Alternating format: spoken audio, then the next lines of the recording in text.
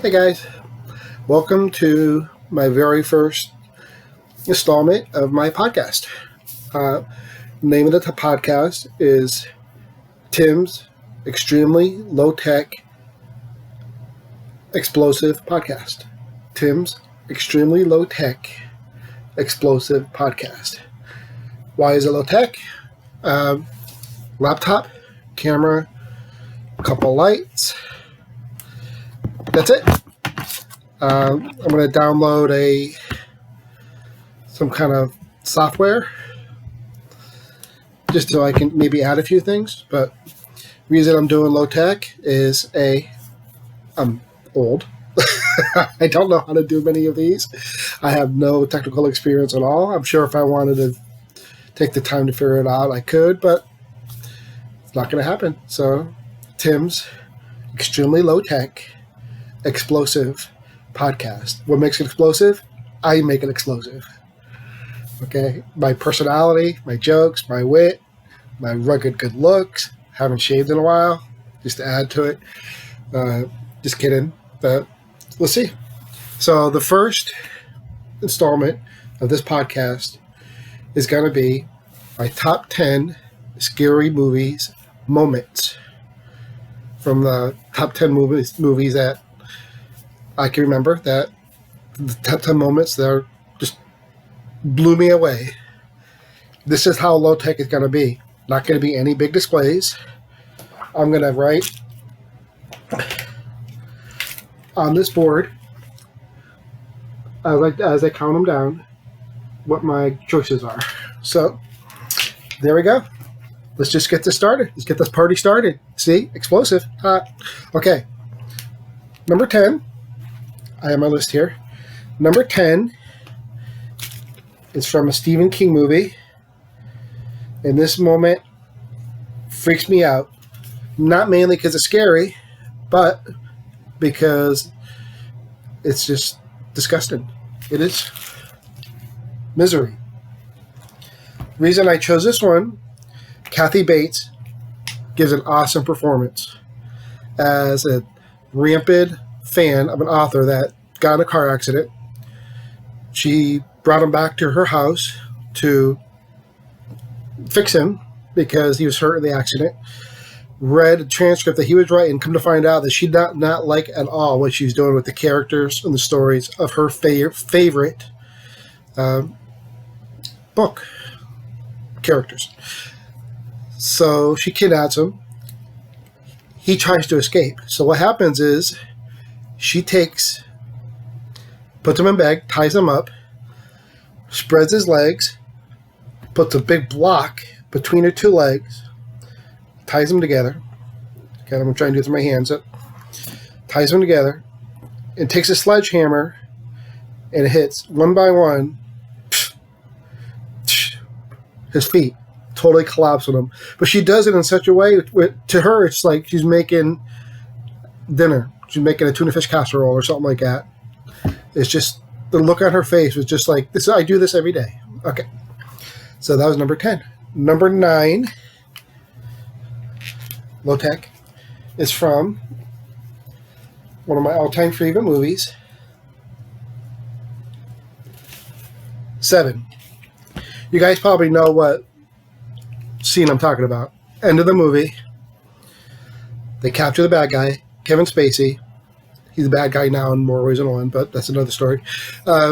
Captures Kevin Spacey, brings him to a field. All of a sudden, this FedEx driver shows up, drops off a box. And I should mention there's spoilers in this list that you probably guess that anyway.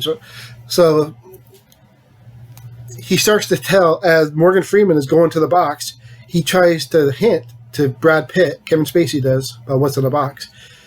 Then through all the hits and everything, Brad Pitt kind of figures out that inside the box is his wife's head. Morgan Freeman opens the box, confirms this.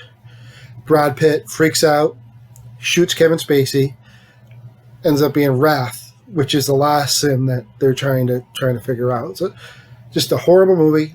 What's in the box? What's in the box? You probably heard that a million times, but that's from Seven, if you guys haven't known. So, number 8 one of the scariest movies ever.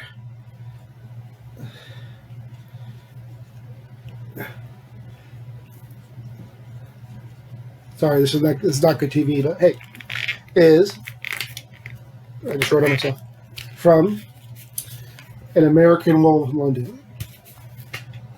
And the reason I love this scene is the transformation from the actor become a normal human being to becoming a werewolf. The scene, makeup, the effects, no CGI back then. It was done practical. His transformation into a werewolf is just outstanding. It's scary. You can feel his bones breaking and just his mouth growing and growing as the bark in the beak or whatever the dogs have or werewolves have is growing, and it's just his fingers grow, and it's really, really disgusting. You can just feel the pain as it's going through that. So, that's one of my favorite scenes. So number 7 is a recent movie. And actually, it's one of my favorite scenes, but I'm surprised it's this high up in the list. It's from a movie called Hereditary. I'm not sure if you've seen it yet. If you want to see it and haven't seen it yet, you might want to skip this part. But the scene I'm talking about is the actor, I forget his name, young kid, teen, brings his young daughter to a party. Well, somehow the daughter's allergic to peanuts or something. She gets them, she eats it. And all of a sudden she starts choking and she can't breathe. So he throws her in the car. He's trying to drive her to the hospital. And she can't breathe. So what she does, she rolls down the window and she sticks her head out. And at the exact same time this happens, a deer runs out in front of the car. He swerves to avoid the deer. Smacks her head into a telephone post. Totally, completely decapitates her. You think this child is the main character in the movie, so you don't expect this. It happens. She dies. But the worst part is from the moment that happens, for the next 10 minutes, you just see the aftermath of what happens. He is in such shock. He goes home, crawls on the bed. Her body is still, headless body is still in the back seat. Never says a word to anybody. Next morning, mother gets up, goes to the car to go to the grocery shop or wherever she goes, discovers the headless body of her daughter in the back seat. And of course, she totally, completely freaks out in one of the craziest scenes you'd ever seen. And you just feel every moment of what's happening to this mom. End of the movie, not that great. I'll be honest with you. Kind of blah, blah. But that scene to me was just out of this world, and the aftermath of everything happened. Okay, so next is where am I?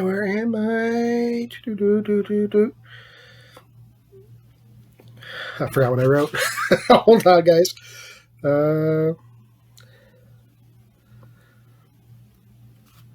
Okay, we're gonna skip that one then. So the one after that is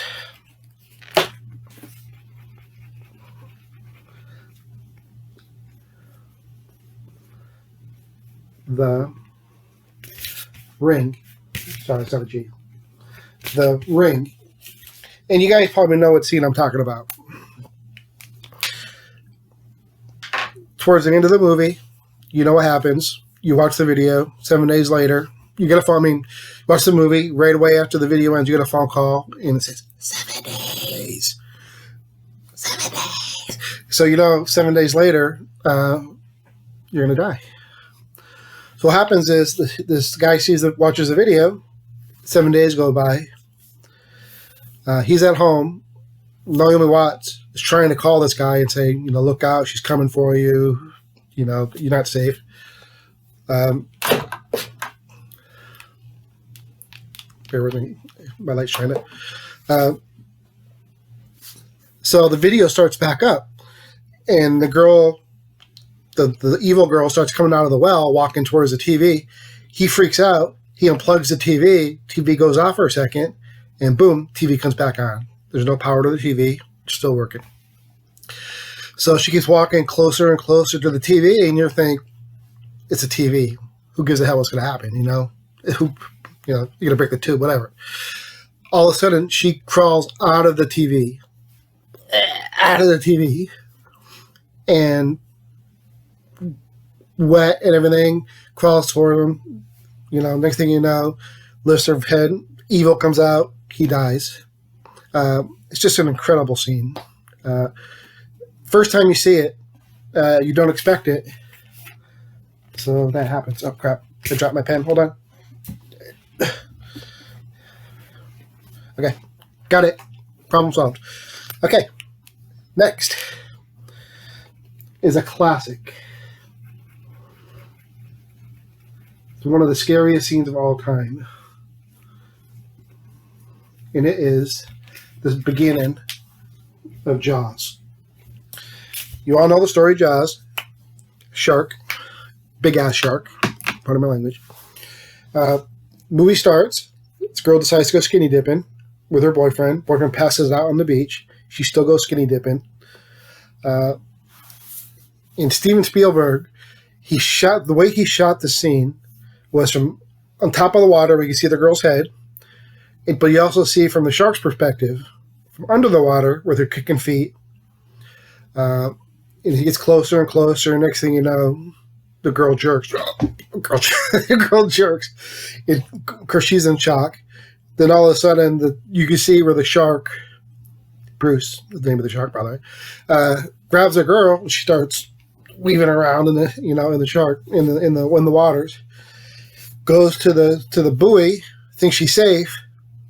Shark grabs her again weaving around, and next thing you know, always just one little bump under the water. Scene over. She's dead. Obviously, it's just the way it is shot and the music. You guys all know the music. Dun, dun, dun, dun, dun, dun, dun, dun, dun, dun. You guys all know the music.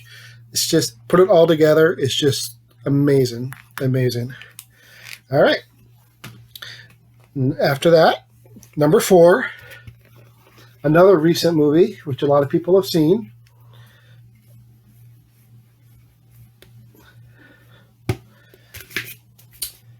It. Chapter 1. Chapter 2 sucked. Chapter 1 was okay. And the part I'm talking about is the very beginning. Georgie gets his boat that him and his brother made. He's going down the river. The boat's going down the river. He's chasing it, having a good time, laughing and joking. And all of a sudden, there's a barrier. The boat goes underneath. Georgie hits his head, follows the boat, and the boat goes down the sewer. And of course, he goes to the sewer. Of course, he's upset because he's lost his boat. And these 2 big eyes pop up. And it's Pennywise. Because Pennywise is talking to Georgie, trying to convince him to get closer. Like, hey, Georgie. I can't do it, but I'm going to try it anyway. Trying to convince him to get closer to come down with him. Ask him if he wants his boat. Of course, Georgie says yes. When he reaches for the boat, Pennywise grabs his arm, and these teeth come out of him. And he actually, which shocked me because I didn't think they would go this far, he actually bit his arm off of Georgie, 5-year-old, 6-year-old kid.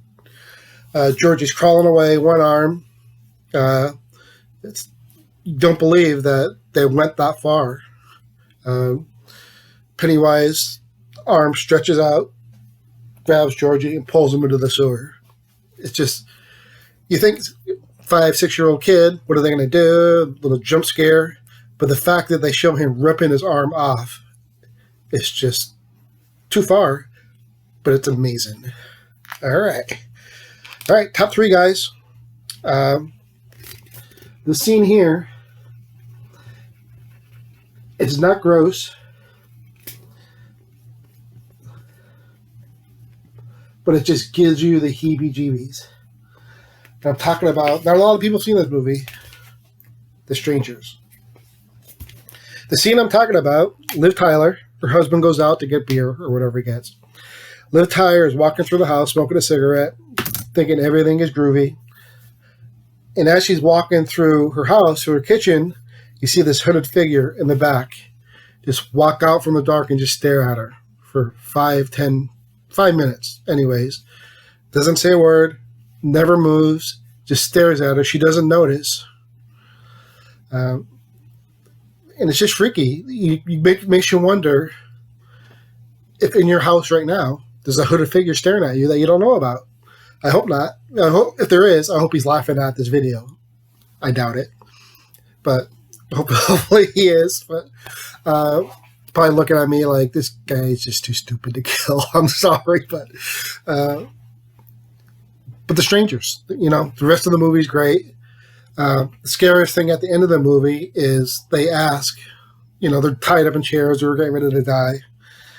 And they ask, the three hooded figures, why us? Why did you choose us? And the only answers they have is, you were home. Ugh. That's it. Shoot, they were home. But okay. Number 2, one of the all-time scariest scenes. What you think about the rest of the movies? But the first movie, The Conjuring, the scene, you probably know what scene I'm talking about. Things are going downhill fast. She's in the basement looking for her kids. It's dark out, power's out. She grabs a match. Oh, let me go back a little bit. So they move into this house. And this is kind of weird. They move into the house, they've been there an hour, and they decide to play this game where they're going to blindfold one of the kids and kind of like hide and seek. They can't make any sounds. The only sound they can make is a clap. That will trigger the person who's blindfolded to look for him. And I'm thinking, they're doing this upstairs of a brand new house. They've only been in like an hour.